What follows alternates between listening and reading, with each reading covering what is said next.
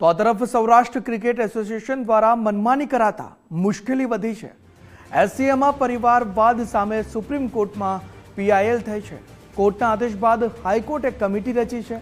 નિવૃત્ત જજની આગેવાનીમાં તપાસ કમિટીની રચના હાઈકોર્ટ દ્વારા કરવામાં આવી છે। તપાસ કમિટી આવતીકાલે રાજકોટની મુલાકાતે આવશે। કમિટી તમામ જિલ્લા એસોસિએશનના મેમ્બરને મળશે। તમામ સભ્યોને રજૂઆત માટે બોલાવવામાં આવ્યા છે। આવતીકાલથી 2 દિવસ સુધી આ સુનાવણી હાથ ધરવામાં આવશે। એસસીએમાં એક જ પરિવારની ઇજારાશાહીનો આક્ષેપ કરવામાં આવ્યો છે। કુલ 498 મેમ્બરમાં મોટાભાગના એક જ પરિવારના છે। સુરેન્દ્રનગર ડિસ્ટ્રિક્ટ એસોસિએશનના સેક્રેટરી અર્જુનસિંહ રાણાની પ્રતિક્રિયા પણ આ મુદ્દે સામે આવી છે। મારો પક્ષ રજૂ કર્યો છે તેવું અર્જુનસિંહ કહી રહ્યા છે।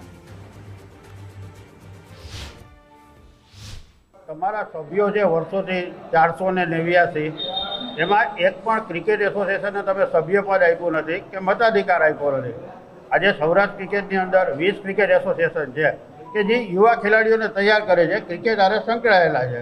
હવે એને જ મતાધિકાર નથી, એને જ સભ્ય પદ નથી, તો તમે એને શા માટે તમે ડિસ્ટ્રિક્ટ ક્રિકેટની જવાબદારી સોંપો છો?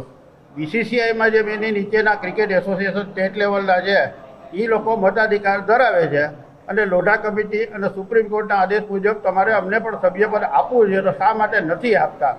તમારા પરિવારના 489માંથી 126 સભ્યો છે, તો પરિવારવાદ જ હલાવો છે, તો પછી આ સંસ્થા શા કામની?